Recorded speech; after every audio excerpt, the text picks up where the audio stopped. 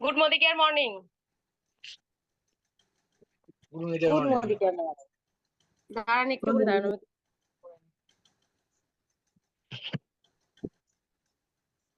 তো সবাইকে happy Holi. Happy Holi. তো আজকে আমার সেশন এখানে উপস্থিত সবাইকে আমার প্রণাম এবং আমার যে আপলাইনরা আছে তাদেরকে প্রণাম জানিয়ে আমি প্রোগ্রাম শুরু করছি। তো আজকে যে প্রোগ্রামটা আমি করব, যেরকম আমাদের প্রোগ্রামটা চলছে, যেমন সিজন চেঞ্জে যে প্রবলেম গুলো আমাদের হয়ে থাকে, তো সেই রেস ধরেই আমি প্রোগ্রামটা করছি। আমি অন্য কিছুতে কনভার্ট করিনি, সাবজেক্টটাকে সেম রেখে সেইভাবেই পরপর যাচ্ছি। তো সেই রকমই কিছু একটা প্রোডাক্ট নিয়ে আমি আজকে বলবো। তো এই প্রোডাক্টটাও খুব রিজনেবল, আমরা সবার প্রত্যেকের কাছে এই প্রোডাক্টটা অ্যাভেলেবেল আমরা নিয়েছি। শুধু আজকে মোদি কেয়ারে এসছি বলে তার প্রোডাক্টটা নিয়েছি তা নয়, এই প্রোডাক্টটার সাথে আমরা কিন্তু প্রাচীন কাল থেকে ওতপ্রোতভাবে জড়িয়ে আছি। এই প্রোডাক্টটা এমনই একটা প্রোডাক্ট, যখন বলবো তখন আমরা জানিও কথাটার মধ্যে কতটা পাওয়ার আছে। যে প্রোডাক্টটা এখনো আমি নামটা বলিনি, একটুকুনি আমি নামটা আমি এখনো বলিনি। তো অবশ্যই বলবো, অবশ্যই জানেন প্রত্যেকেই, দেখলে চিনতেও পারবেন। আর এটা নিয়ে বিস্তারিত আজকে বলবো আমি। তো সেই রেস ধরেই বললাম যে যেরকম আমাদের প্রোগ্রামটা সিস্টেম ওয়াইজ হচ্ছে, তো আমি সেই সাবজেক্টটাকে চেঞ্জ না করে সেই সাবজেক্টের ওপরেই পরপর আর একটা অন্য প্রোডাক্ট নিয়ে বলছি। তো সেরকম কিছুই নয়, দেখুন এটা একটা হানি।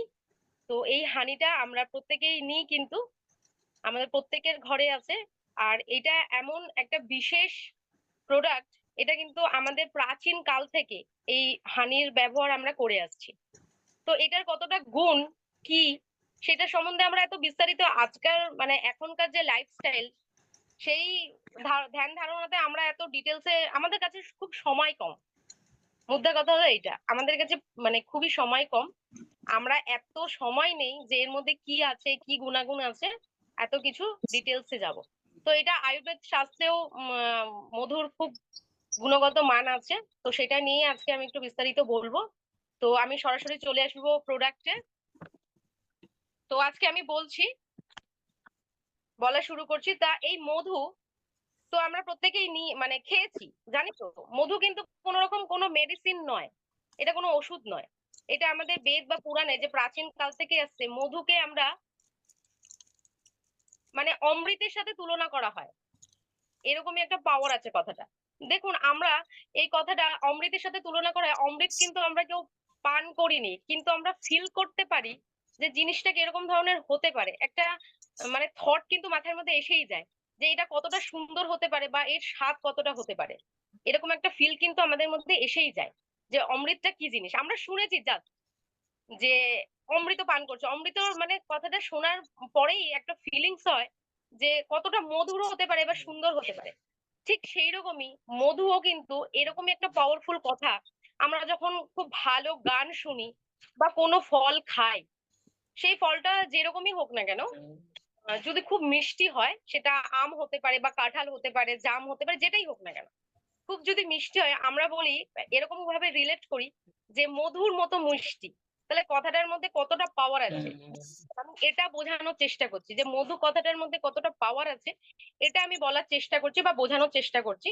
যে কথাটা যখন বলি, আমরা রিলেট করি, বা কোনো গান যখন শুনি, বা কারোর গলা যদি খুব সুন্দর হয়, সেটাকে যখন আমরা বলি যে খুব মধুর লাগছে সুরটা, বা কোনো পাখির ডাক, মধুর সাথে রিলেট করে বলি কিন্তু। তো এতটাই সুন্দর। তো সেই মধু নিয়েই আজকে বিস্তারিত বলা। তো এটা আমি প্রথমে বলবো, কোনো মানে মেডিসিন নয়, এটা একটা খাদ্যদ্রব্যই বলতে পারেন। এটা আমরা মানে যখন খুশি খেতে পারি মধুটা। তার জন্য কোনো ভরা পেট খালি পেট এরকম কিছু নয়, আমার যখন ভালো লাগবে বা একটা সিস্টেম ওয়াইজে যদি খাই তাহলে ভীষণই ভালো। আমরা রেগুলার খাই না, আমরা ঘরের কোনো একটা কোণে হয়তো মধুটাকে ফেলে রাখি, যখন প্রয়োজন হয় তখন টেনে বার করে নিয়ে এসে খাই। রেগুলার বেসিক্সে আমরা কিন্তু এটা খাই না, যে রেগুলার খাবো, যে মধুটা খেতে হয়, কতটা উপকার আছে, সেরকম আমরা কোনো কিছু মেনটেন করি না। আমরা কিন্তু ফেলেই রাখি, যখন মনে হয় সর্দি কাশি বাচ্চাকে দিতে হবে বা নিজেরা খাবো, তখনই টেনে বার করে নিয়ে এসে খাই। কিন্তু এটাই আজকে একটু দেখে নেব যে কি আছে এর মধ্যে।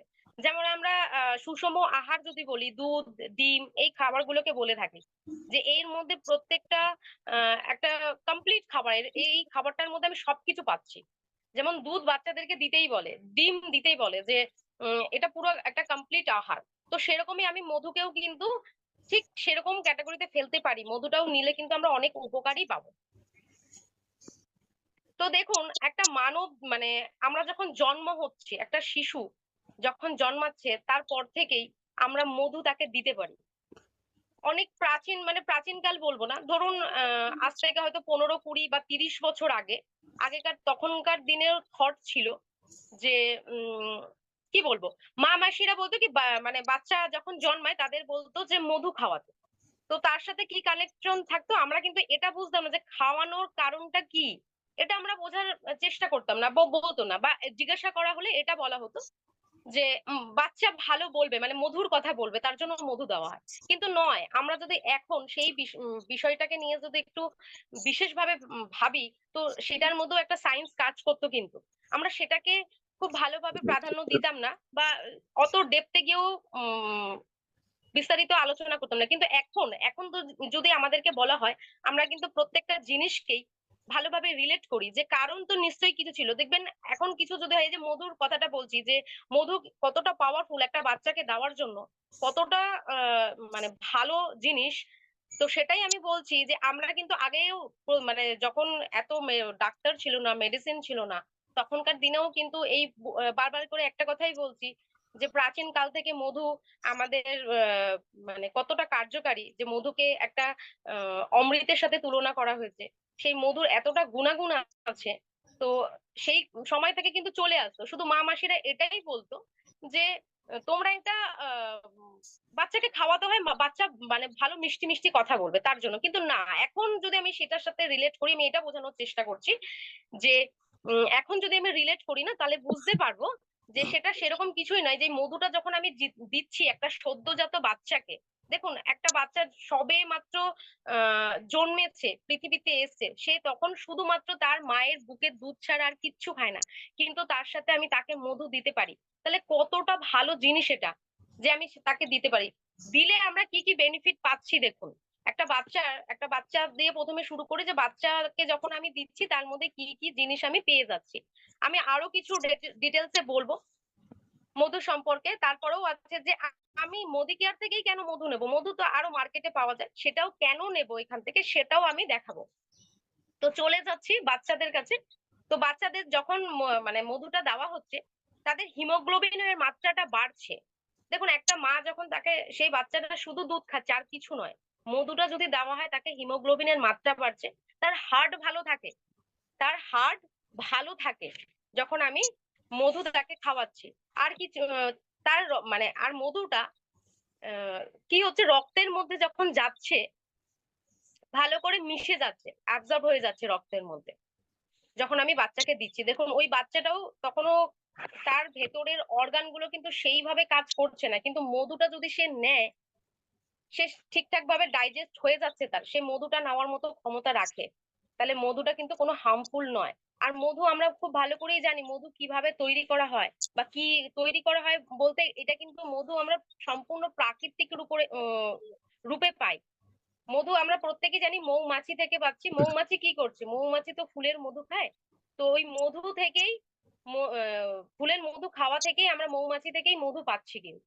তো একটা পুরো প্রাকৃতিক সিস্টেমে আমরা মধুটাকে পাই। তো এটা কোনো ক্ষতিকারক জিনিস নয়। এটা খুবই মানে আমাদের কাছে ভীষণই একটা উপাদান, মানে প্রকৃতির দান বলতে পারেন এই সিস্টেমটা।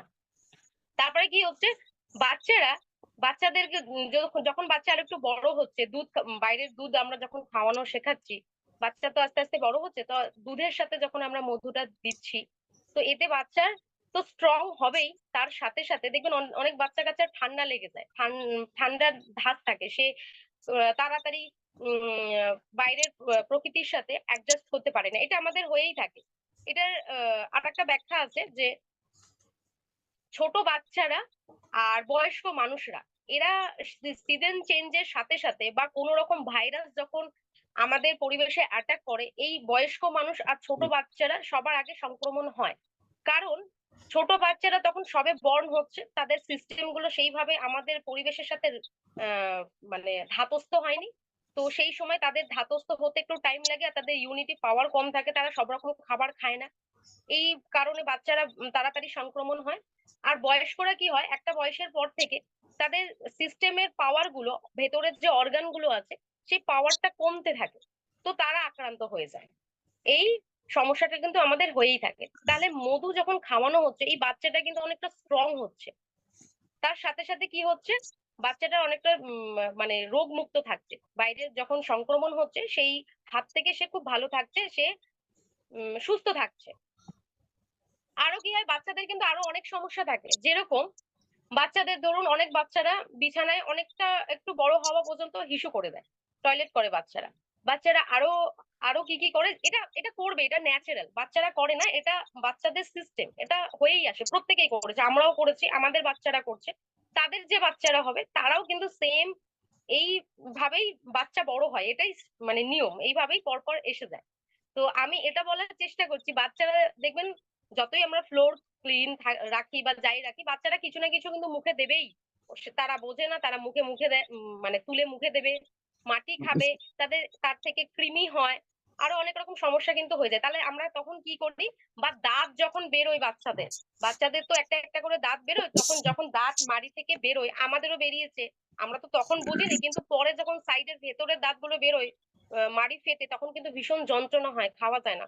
তো সেই রকমই বাচ্চাদের যখন দাঁত ওঠে, তখন কিন্তু মাড়িতে ভীষণ ব্যথা হয়, মানে মাড়িটা ফেটে যখন দাঁতটা বেরোয়। তো এই ক্ষেত্রেও কিন্তু আমরা আগে থেকে জানি দাঁত বেরোচ্ছে, বাচ্চা ঘ্যান ঘ্যান করছে, এবার জ্বালাতন করবে, কিছু খাবে না, জ্বর আসবে। তো আমরা কি করে, তাড়াতাড়ি করে ডাক্তারের কাছে নিয়ে যাই, যে এবার দাঁত ওঠার সময় হয়ে গেছে। তারা আগে থেকে কিছু একটা মেডিসিন দিয়ে দেয়, যে সেই ব্যথাটা যেন না হয়। কৃমির জন্য মেডিসিন খাওয়ানো হয়, যে বাচ্চারা মুখে দেবে, এটা ওটা মাটি, তা থেকে কৃমি হবে। তো সেখান থেকেও আমরা তাড়াতাড়ি ডাক্তারের পরামর্শ নিয়ে কিন্তু ওষুধ খাওয়াতে শুরু করি। কিন্তু আমরা সেটা না করে যদি এই প্রাকৃতিক উপায়ে যে পাওয়া মধুটা, সেটা যদি ঠিকঠাক ভাবে ব্যবহার করে থাকি, তো বাচ্চাদের কিন্তু এই মানে সমস্যাগুলো থেকে দূরে রাখতে পারবো। তো এটা আমরা ঘরে সবসময় নিয়ে রাখি, আমাদের থাকেই, সেই প্রবলেম গুলো থেকে আমরা বাচ্চাদের অনেকটা সুস্থ রাখবো, ভালো রাখবো, বাইরের এই মার্কেটের মেডিসিন খাওয়ানোর থেকে। তাতে আমাদের অনেকটা খরচাও হয়, কিন্তু কষ্ট করে বাচ্চাকে নিয়ে যেতে হয়, লাইন দিয়ে দাঁড়াতে হয়, ভিজিট দিতে হয়, তাকে ডাক্তারকে একটা দিতে হয়, আবার ভিজিট দিয়ে মানে আবার উনি যে প্রেসক্রাইব করে, সেটা ওষুধের দোকানে নিয়ে গিয়ে ওষুধটা কিনে নিয়ে আসতে হয়। কত রকম হ্যাপা পুইয়ে তারপরে আমরা বাচ্চাটাকে ঠিক রাখি। কিন্তু সে যেটা খাওয়াচ্ছি, বাচ্চাকে যেটা রেকমেন্ড করলো ডাক্তার, সেটাও যে কতটা ভালো ডাক্তার নিজেও জানে না, যে আমি কি দিচ্ছি, তার মধ্যে কি মেশানো আছে। ডাক্তারের প্রেসক্রাইব করার দরকার, করে দিল, আর আমরা নিয়ে গিয়ে সেটা নিয়েও আসলাম, আর খাইয়েও দিলাম বাচ্চাকে, যে বাচ্চা ভালো থাকবে ইনস্ট্যান্ট, বাচ্চা আমাকে বিরক্ত করবে না, আমি ঠিক থাকবো। কিন্তু সেটা না করে যদি আমরা মধুর ব্যবহারটা ঠিক করে জানি, আর সেটাই যদি করতে থাকি, তাহলে আমাদের মানে এই প্রবলেমটাই আসবে না যে আমরা ডাক্তারের কাছে যাব। আরো অনেক সমস্যাই কিন্তু, শুধু এটা তো বাচ্চাদের পার্ট গেল, আরো অনেক সমস্যাই মধু আমাদের সমাধান করে। যেরকম মধু রক্তের মধ্যে কোলেস্ট্রলের মাত্রাকে নিয়ন্ত্রণ করে। মধু কি করছে, কোলেস্ট্রলের মাত্রাকে নিয়ন্ত্রণ করছে। আমাদের পাচন তন্ত্র, শোষণ তন্ত্র এবং ফুসফুস, এই সমস্ত মানে ইন্টারনাল যে ভেতরে যে অর্গান গুলো আছে, প্রত্যেকটা অর্গানকে সুস্থ আর ভালো রাখে এই মধু। আরো কি করছে, আমাদের কিন্তু ডায়েট ম্যানেজমেন্টকে, আমরা যে ডায়েট ওয়েট ম্যানেজমেন্ট আমাদের আছে, এই ওয়েটটাকেও কিন্তু ওয়েট লসের জন্য কিন্তু মধু অনেকটা কার্যকারী, অনেকটা। আজকে আমাদের আধুনিক যুগের সাথে তাল মিলিয়ে আমরা অনেক কিছু সাপ্লিমেন্ট বেরিয়েছে ওয়েট লস করার জন্য, কিন্তু মধু যদি সেই সময় থেকে আমরা দেখে আসি, প্রাচীন কাল থেকে মধু ব্যবহার হয়ে আসছে, সেটাও কিন্তু আমাদের ওয়েট লসের জন্য একটা মানে মেন জিনিস। সেটাকে যদি আমরা ঠিকঠাক উপায়ে নিতে পারি, তো মধু আমাদের ওয়েট লসের জন্য কিন্তু কাজ করে। আর কি করে, আমাদের শরীরের অনেক রোগ প্রতিরোধ ক্ষমতা বাড়ায়। বয়স, এই যে বললাম, বয়স হওয়ার সাথে সাথে একটা বয়স্ক মানুষ আক্রান্ত হয়ে যাচ্ছে তাড়াতাড়ি, সে যাতে আক্রান্ত না হয়, সে যদি রেগুলার বেসিক্সে মধুটা নেয়, সে কিন্তু চট করে আক্রান্ত হবে না। যে কোনো, কেন, আমাদের বয়সের সাথে সাথে, বয়স যখন বাড়বে, আমাদের ভেতরের সিস্টেম গুলো কাজ করতে, তাদের কার্যক্ষমতা কমে যায়। আমাদের দেহ তো একটা মেশিন, তো দীর্ঘদিন সে ক্ষয় হচ্ছে, হতে হতে তার পাওয়ারটা কমতে থাকছে, তো সেখান থেকে আমরা আক্রান্ত হচ্ছি। কিন্তু এই তার জন্য আমাদের বুস্ট করতে হবে কিছু ভেতরে, যে যাতে আমি মানে দীর্ঘদিন সুস্থ থাকি। এর জন্য তো বলে যে যোগা করো, ভালো সুষম খাবার আমরা যেন খাই, তাতে কি আমাদের যাই বয়স হোক না কেন, যেরকম হোক না কেন, আমরা ভেতরের অর্গান গুলোকে বয়স হওয়ার সাথেও কিন্তু সেইভাবে ইয়াং রাখতে পারবো, যাতে আমরা আরো অনেক দিন পরিবেশের সাথে যুঝতে পারি। পরিবেশের যেরকমই প্রবলেম আসুক না কেন, সেই প্রবলেমটার সাথে যেন আমরা যুঝতে পারি।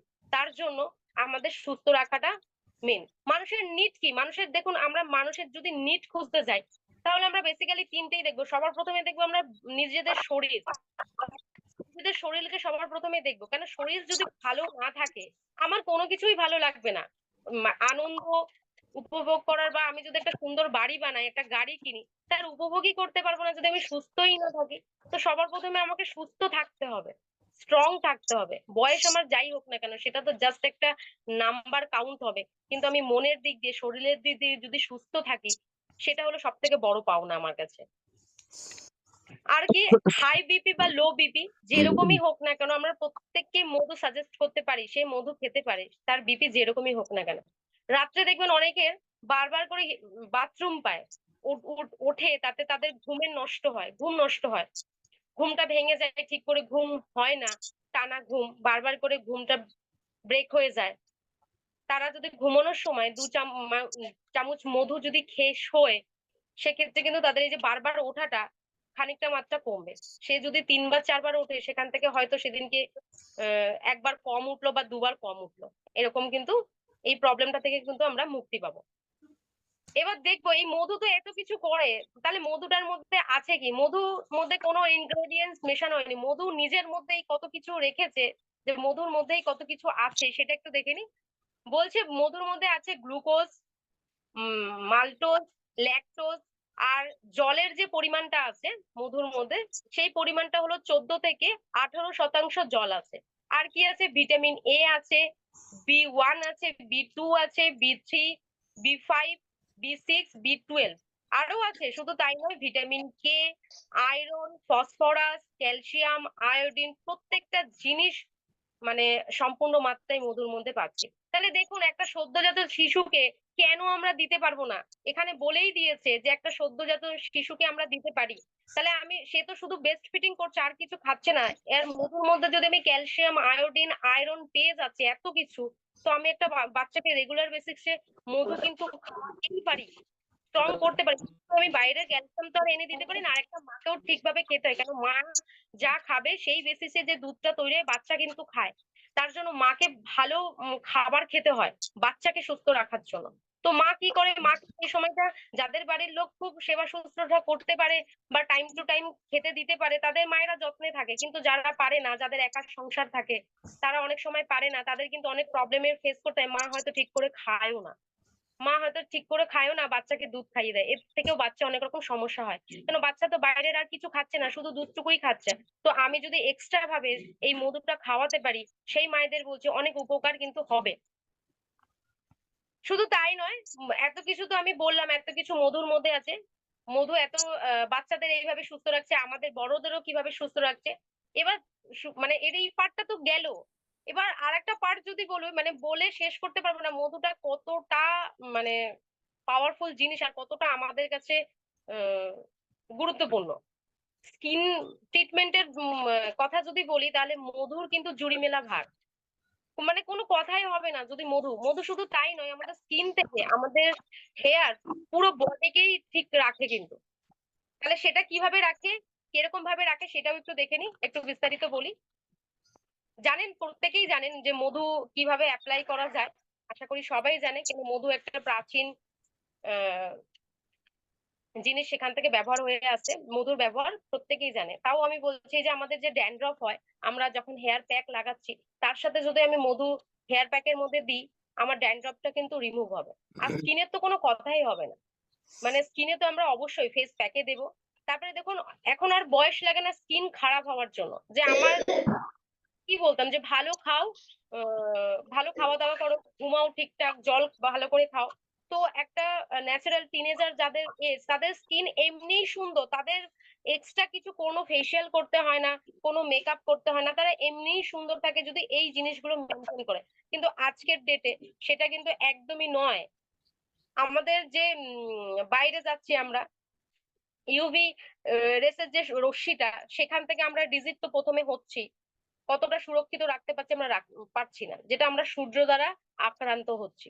আর কি আছে, এই যে মোবাইল ফোন ছাড়া তো আমাদের জীবন এখন অচল, এটা চলেই না। মোবাইল ফোন আমরা ঘাটছি, ভালো মন্দ সব রকম সাইড এফেক্ট আছে, যতটাই ভালো আমাদের মোবাইল ফোন ততটাই কিন্তু খারাপ। প্রত্যেকটা জিনিসের কিছু না কিছু সাইড এফেক্ট আছেই আছে, যেটা ভালো দিকও আছে, খারাপ দিকও কিন্তু আছে।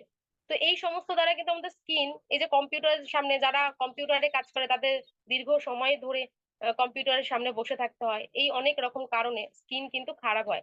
স্কিন খারাপ হচ্ছে কি, এই ক্ষেত্রে যদি আমরা মধু ইউজ করি, মানে সেটা বডি প্যাকও হতে পারে। আপনি যদি ভাবেন যে আমি একটু মধু চালের গুঁড়ো দিয়ে মিশিয়ে, বেসন দিয়ে মিশিয়ে সবকিছু একসাথে করে যদি গায়ে স্ক্রাবিং করি, তাতে কিন্তু আমাদের সেল গুলো, এই যে কারণগুলো আমি বললাম, যে তাতে স্কিন যে খারাপ হচ্ছে, খারাপ হওয়ার কারণ একটাই, যে আমাদের ওখানকার স্কিনটা, মানে ওখানে আমাদের তো পুরো বডিটা তো কোষ দিয়ে তৈরি, তো সেখানকার কোষগুলো মরে যায়, নিষ্প্রাণ হয়ে যায়।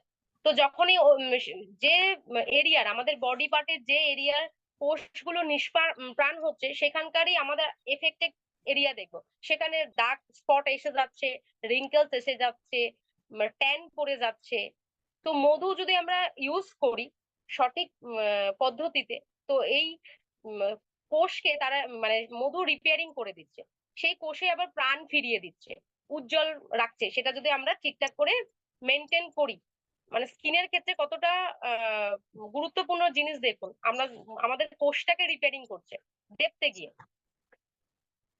মানে আরো আরো আরেকটা কথা বলি, মধু কিন্তু আমরা হেলথ ড্রিঙ্ক হিসাবেও পান করতে পারি। এনার্জি লেভেল যখন আমাদের কম হয়, আমরা মার্কেট থেকে অনেক কিছু এনার্জি লেভেলের ড্রিঙ্ক খাই যাতে আমাদের এনার্জিটা ভালো থাকে। সেক্ষেত্রে যদি আমি মধুটাকে পান করি জলে লিকুইড করে, সেটাও কিন্তু আমরা করতে পারি, সেক্ষেত্রেও মধু আমাদের ভীষণ এনার্জি দেবে। তো আজকে মধু নিয়ে আমার এইটুকুই বলা। আর আরেকটা কথা বলি, মোদিকেয়ারের মধুই বা কেন নেব, মার্কেটে অনেক মধুই তো রয়েছে। আপনাকে যদি আমি বলি যে আপনি আমার মধুটা নেন, সে কেন নেবে?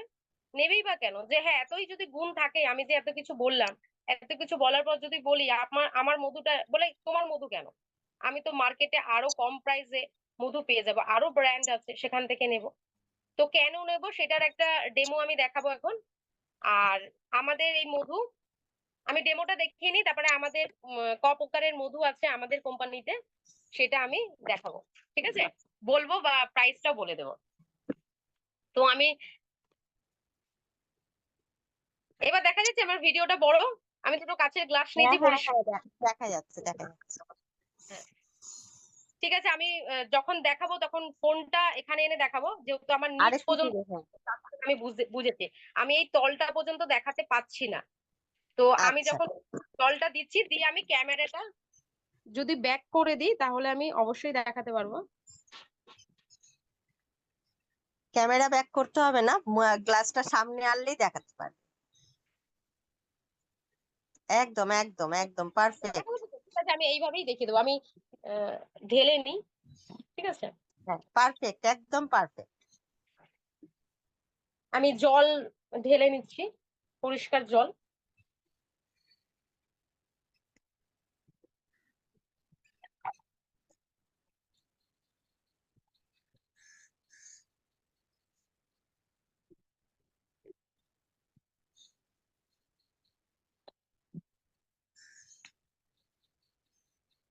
আমার হাতে যে মধুর কৌটোটা আছে, সেটা দেখতে পাচ্ছেন, এটা প্রত্যেকের মানে প্রত্যেকে এই মধুটার সাথে পরিচিত কিন্তু। বাজারের মধু একদম। দেখা যাচ্ছে, এটা হ্যাঁ একটা সময় আমি ভীষণ ভাবে ইউজ করতাম, স্কিনে খেতাম, বাচ্চাদের খাওয়াতাম। আর এটাকেও প্রত্যেকেই চেনেন।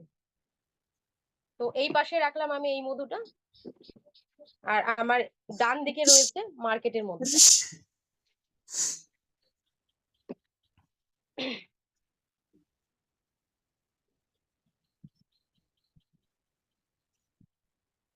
মধুটা আমি ঢেলে নিয়েছি চামচের মধ্যে।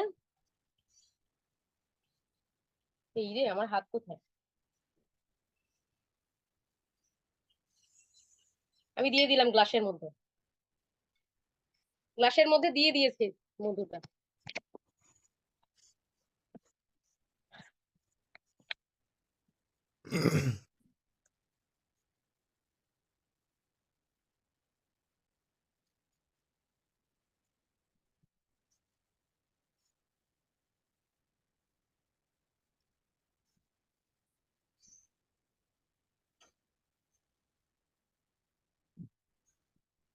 এটা আমাদের মধু।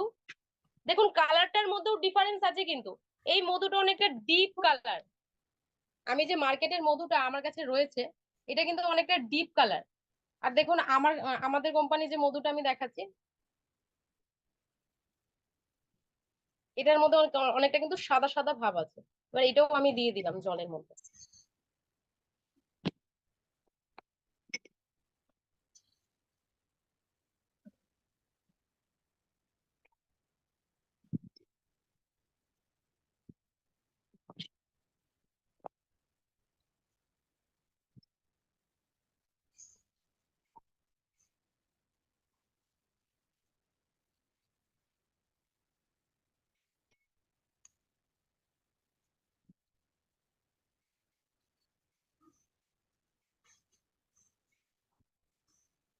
দেখুন এই মধুটা পুরো মানে গুলে গেছে। আমি যে চামচে করে ঢেলেছিলাম, আমার চামচটাও সাদা, চামচের মধ্যেও কিছু নেই, পুরো গুলে গেছে। এই মধুটা পুরো গুলে গেছে, এরকম রং হয়েছে। এটার মধ্যে আমাদের কোম্পানির মধু আমি দিয়েছি, গুলছি।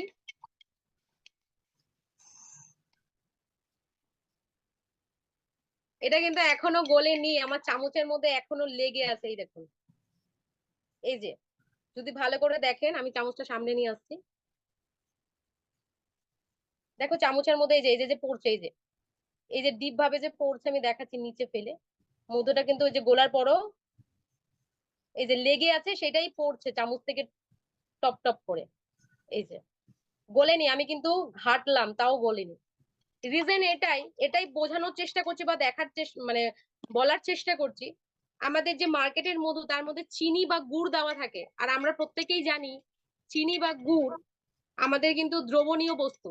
এই এই জলটাকে যদি আবার ফোটানো হয়, তাহলে চিনি আর গুড় কিন্তু আমি আবার পেয়ে যাব। এই জলটা পুরো যদি আমি শুকিয়ে ফেলি, কেন এর মধ্যে চিনি বা গুড় মেশানো আছে। দীর্ঘদিন এই ডাবরের মধু আমি বাড়িতে আমার 500 ml এর কৌটো নিয়েছে, এটা তো ছোট, আমি ডেমো দেখাবো বলে আনিয়েছি। আর এটার বড় কৌটো থাকতো অনেকদিন, তাহলে সেটা শেষ হতে অনেক টাইম লাগতো। লাস্টের দিকে দেখতাম যে চিনি হয়ে গেছে, উপরের একটা জল কেটেছে, জল কাটার পর পুরো চিনি হয়ে গেছে নিচটা।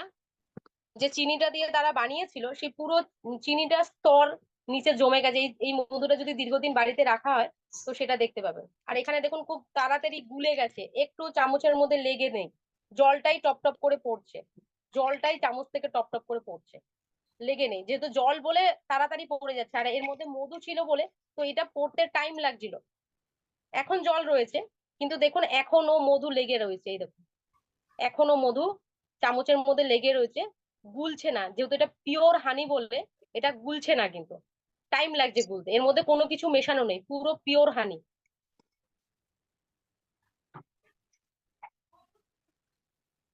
তো এটার দাম, এটা আমরা 3টে ফ্লেভারে পেয়ে থাকি। আমাদের মধুটা কিন্তু আমরা 3 রকম ফ্লেভারে পাই। যেরকম একটা আদার সাথে মধু থাকে, জিঞ্জার উইথ মধু, আর একটা হানি, আর একটা তুলসীর সাথে থাকে, আর একটা, আর যেটা আমি দেখালাম এখন, সেটা শুধু পিওর হানি, এটার সাথে কোনো কিছু ইনক্লুড নেই, শুধু পিওর হানি এটা।